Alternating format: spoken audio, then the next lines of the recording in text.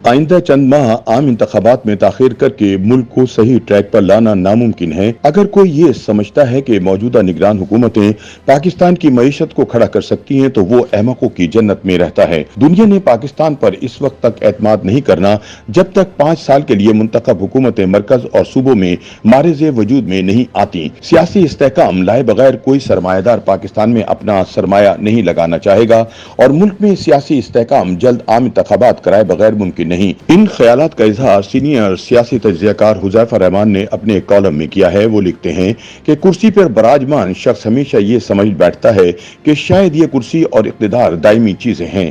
سب سے زیادہ عارضی چیز طاقت ہوتی ہے، لیکن اقتدار کے منصب پر بیٹھے حکمران یہ بھول جاتے ہیں کہ اس اقتدار نے کبھی ختم بھی ہونا ہے۔ قیامیں پاکستان سے لے کر آج تک ہر آنے والے کو ارد گرد کے لوگ یہی تاثر دیتے رہے ہیں کہ اب اس نے نہیں جانا یا پھر جانے کی باتیں جانے دو، لیکن کرسی اور عہدہ تو آتا ہی دراصل جانے کے لیے ہے۔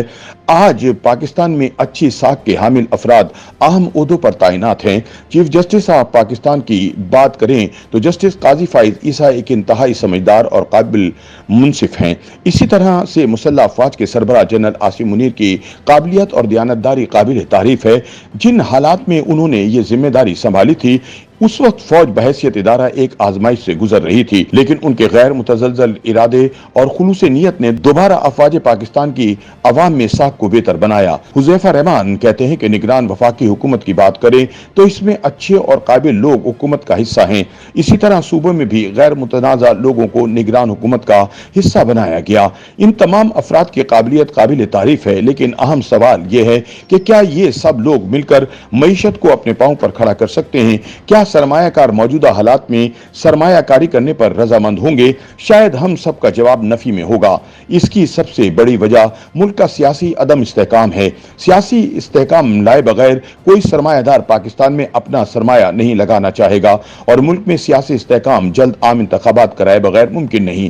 بلکہ مجھے یہاں تک علم ہے کہ وفاقی حکومت میں 2 اہم وزارتوں پر ایک اہم صنعتکار وفاقی وزیر ہیں۔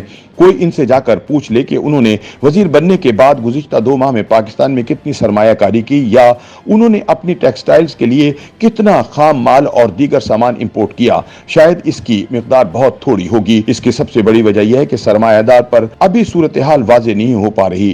جب تک سرمایہ دار کا پورے نظام پر اعتماد بحال نہیں ہوگا وہ کبھی اپنا سرمایہ واپس پاکستان لے کر نہیں آئے گا، کیونکہ عمران دور کے 4 سال میں اگر کوئی کام انتہائی دیانتداری اور تسلسل کے ساتھ کیا گیا تو وہ سرمایہ داروں کا ریاست پر سے اعتماد ختم کرنے کا تھا۔ آج کی صورتحال میں چاہے کوئی سرمایہ دار وزیر ہو یا پھر تحریک انصاف کا سپورٹر، اسے سب سے زیادہ پیار اپنے سرمایہ سے ہوتا ہے۔ جب تک اسے یہ ذہنی قلبی اطمینان حاصل نہیں ہوگا کہ جس ملک میں وہ سرمایہ لگا رہا ہے وہاں پر جمہوریت تسلسل سے چل رہی ہے اور آئین کی بالادستی پر کوئی سمجھوتا نہیں ہو سکتا، تب تک وہ سرمایہ کاری کرنے سے گریز کرے گا۔ حذیفہ رحمان کا کہنا ہے کہ پاکستان کے موجودہ مسائل کا حل فوری عام انتخابات میں چھپا ہوا ہے۔ اگر کوئی یہ سمجھتا ہے کہ موجودہ نگران حکومتیں پاکستان کی معیشت کو کھڑا کر سکتی ہیں تو وہ احمقوں کی جنت میں رہتا ہے۔ نگران حکومتیں جتنی بھی محنت کر لیں، دنیا نے پاکستان پر اعتماد نہیں کرنا۔ جب تک 5 سال کے لیے منتخب حکومت مرکز اور صوبوں میں معرض وجود میں نہیں آتی تب تک معیشت درست ٹریک پر نہیں چل سکتی۔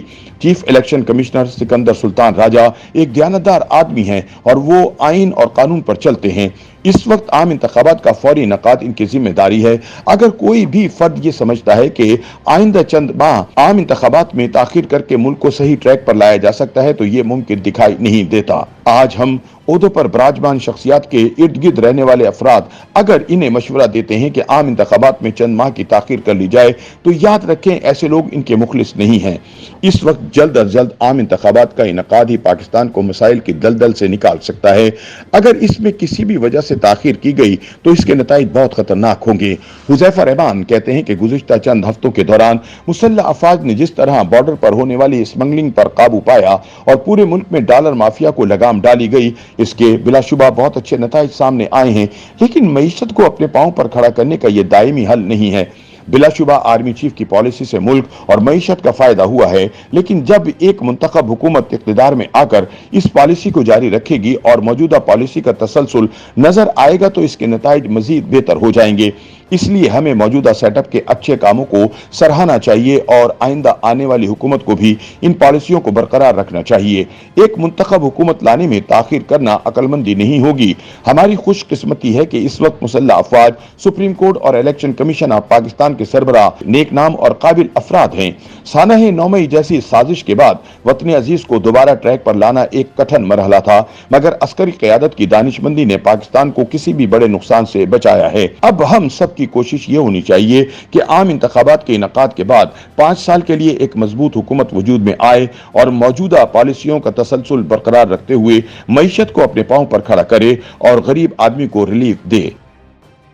YouTube पर गूगली न्यूज देखने के लिए youtube.com की सर्च बार में गूगली न्यूज टीवी टाइप करें। गूगली न्यूज के पेज पर सुर्ख रंग के सब्सक्रिप्शन वाले बटन पर क्लिक करना ना भूलिए। YouTube पेज पर अपलोड होने वाली वीडियोस से बाखबर रहने के लिए बेल आइकन पर क्लिक कीजिए। आपको हर नई वीडियो के बारे में नोटिफिकेशन मौसूल हो जाएगा।